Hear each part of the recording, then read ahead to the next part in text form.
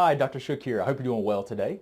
In today's video, what I want to share with you guys is I want to talk to you about some of these new options and things that you might want to consider if you're having knee pain, if you have arthritic condition of the knee, degeneration of your meniscus, the cartilage, if you're contemplating cortisone injections, if you're contemplating knee replacement surgery, some things that I want you to be aware of and consider before you take that next step. So I work a lot with orthopedic problems in my office and even metabolic issues where there's inflammatory chemistry or someone may not have ideal chemistry to help them with healing. And I want to share with you guys some of the approaches and things that we take with knees so that you'll be more aware of some of these new science and technology that's available for you. So there's a few things you need to start with. There are things that need to be considered first. So traditionally, now what I do is this is just a drawing of the knee, the upper bone in the leg. So I've got upper leg here, lower bone in the leg. Where it comes together is the knee joint. And then this pink is the cartilage on the bone and between the knee.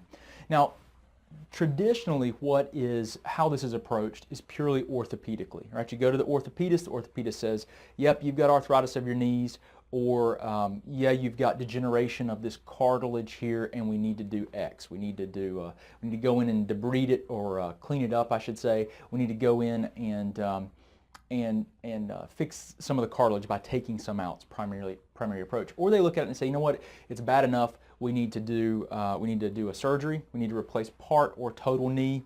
Or maybe they recommend therapy first, then they want to go through injections. And cortisone is a steroid, guys. It's a steroid that is catabolic. So it's not the building type of steroid. It's actually an anti-inflammatory steroid that can be a very helpful tool, but it's also catabolic, meaning that it deteriorates, demineralizes the bone, and breaks down the cartilage. So it's something really important to consider and keep in mind when you're getting cortisone injections, that you longer term, if they are repetitively doing those, it's going to decrease the bone mineral density, and it's also going to break down the cartilage. So, you've got to think about, well, if I do have a knee replacement, what kind of condition is it going to leave the bone for hardware that they place in there, right? So, traditionally, what's considered the most common thing that's looked at is, number one, orthopedics. Okay, so I just put ortho. So they're just looking at the condition of the joint. They're not considering other factors here, which are really important, which that's what we're going to go into. It's really the whole purpose of what I want to share with you guys are other things that need to be considered and what you need to be thinking about here. So orthopedics, that's what they look at, right? Well, the things that we've discovered is, we really want to ask the question, why is the knee degenerating? Why is it breaking down in the first place? And when you start asking that question, some people will have had injuries. Some people it's just it's a longer term degenerative arthritis type of problem. Some people have acute injuries where they step off a curb, or maybe they just twist with their foot planted and it causes a rotation of these bones against one another, and that will scour and rip up some of the cartilage and create inflammation, and so they have a torn meniscus. So the thing here is that there are some other things that control the knee. So what keeps these two 2x4s together? Okay, because if you think about it, these bones are kind of like, if you imagine two 2x4s stuck end to end. It's not stable. It goes easy, right? But what keeps that in place? If we're just looking here at the joint, the cartilage, and the bone, but what keeps it in place? Well, what keeps it in place are these four large muscles from the upper thigh called the quadriceps. Quad meaning four. Okay, so the quadricep, you have a lateral and a medial, and you have two that come across the knee. Okay, here. So you've actually got 1, 2, 3, 4. Okay, so they call them quad. Now also, think about this. These are two 2x4s stuck together, but we're only looking at the knee. Well, what stabilizes the knee? What keeps the knee from being sloppy and loose? Well, there are a few different things, but the muscle that crosses from the upper leg to the lower leg, and then the calf muscle comes up and it actually crosses over and attaches to the back of the upper leg. So that muscle is also responsible for stabilization. But what controls the muscles? What controls the muscles? Well, the thing is that all muscles in the body are controlled by nerves. Now, what we find is very commonly that people have problems with the nerves that feed these muscles and keep the knee stable. So if you have problems, If you have lumbar spine, lower back issues where you have sciatica, like pain down the leg, well, the nerves that leave the back, that feed the leg, that control the muscles, that keep the joint stable are being compressed. They will decrease in function. So we look at these nerves that come down and they control, notice these are nerves. This is meant to be nerves that are yellow. They come down and they control the muscles of the upper and lower leg. If you lose or you have inefficient nerve muscle, we call it neuromuscular control of the knee, you're going to have problems here. You're going to have problems. You're going to have, so for one thing is if it's breaking down and there are issues that are occurring, if you don't address this neuromuscular control, this knee is going to break down much faster. So, if you're trying to avoid surgeries and more invasive procedures, you've got to get this nerve muscle control in order. That's one thing you've got to do. Neuromuscular control has to be addressed. That's not something that is addressed because we used a lot of advanced therapeutic approaches. So we look at the lumbar, the lower back, the lumbar spine.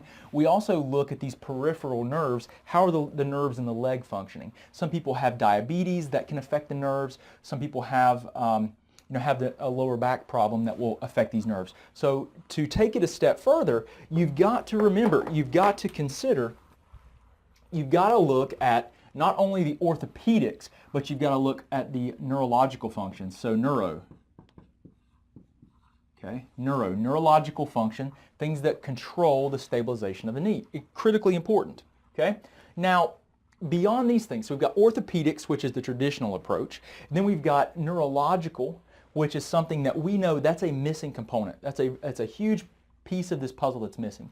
And then the next thing that we look at and we see quite often is, when you go in and you're being evaluated orthopedically, I've never had anyone tell me, my doctor asked me about my diet. They were concerned about my nutrient status. They were concerned about the inflammatory problems that I have and how that might impact or affect my ability to heal and recover.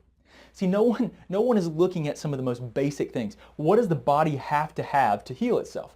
Well, you have to have good nutritional status. And that's not quite as simple as just saying, hey, we need to eat right, eat a good diet. Well, that's too vague, that's too obscure. What we do is a lot of my training is focused on helping people with metabolic problems. I work a lot with inflammatory conditions like rheumatoid arthritis and autoimmune conditions. I do extensive work with people to help them improve their biochemistry, to optimize their biochemistry. We look at nutrient issues. There are a lot of things that can get in the way of you being able to heal. And this is a huge issue. So if you've got these problems with the degeneration of the cartilage in your knee, can you heal? Can you heal? So we look not only at orthopedically and the joint itself and what we can do there, and we use advanced therapeutics that I'll cover in another video with you guys to address and accelerate and improve healing of this cartilage without putting you through painful exercises or without invasive procedures. We look at these nerves to make sure if these nerves aren't functioning, then there are things that we can do to support better function of the nerve. And then we also look at you. We're just going to do MET. We're doing abbreviations over here. MET for metabolically. So is your biochemistry such that you can actually heal? Can you heal? So we look at biochemistry. We help people understand, sometimes we'll go very far in depth and we'll look at blood testing and we'll get, a lot of data. Other times we'll just say, all right, look, we're going to change your diet up for a little bit. We're also going to give you some temporary nutritional supplementation that we know most people need. And of course it depends on the individual and what's going on. But we'll help support them metabolically to support and improve healing. So you've got to look at this thing not only orthopedically, you've got to look at it neurologically. You've got to look at it metabolically because this is the knee, right? So it's a lot more complicated than just saying, hey, you got a little bit of arthritis in there, this thing's wearing out. Well, the ligaments that stabilize the knee, you got to check those things as well. But this is the approach that you have to take if you're going to have the best chance of avoiding, more invasive procedures like injections, like knee replacement therapies. And it's more than just saying, hey, let me get this thing stronger. Well, first of all, do you have proper neuromuscular control of these muscles to stabilize the knee? What are you doing to improve this cartilage? Sometimes riding an exercise bike is not enough. As a matter of fact, we don't have people do any of that. We take a completely different therapeutic approach. We use a lot of advanced therapies that you're probably not familiar with that I'll share with you guys in some future videos. But I wanted to share this with you because these are the things that you've got to consider if you're going to have the best opportunity to get better. So if you guys have any questions, please do reach out to us, let us know, post comments here, and we'll do the best that we can to answer those for you. If you're interested in getting a second opinion on your knee or getting an opinion on what's going on, you can come in and see us. I'll be happy to take a look at you and give you an honest opinion on what I think is happening and whether or not what I'm doing can help, or should you indeed pursue those more invasive routes, which are, thank goodness we have them available to us. But if you have any questions, let us know. You can learn more. You can just go to hickoryspine.com. And you can just click on our knee pain page and learn more. If you'd like to schedule an appointment or know a little bit more, you can just feel free to call our office. It's 828-324-0800, and my staff will be happy to help you out. But I appreciate you guys. Hope you have a wonderful, wonderful day. Talk to you again soon. Thanks.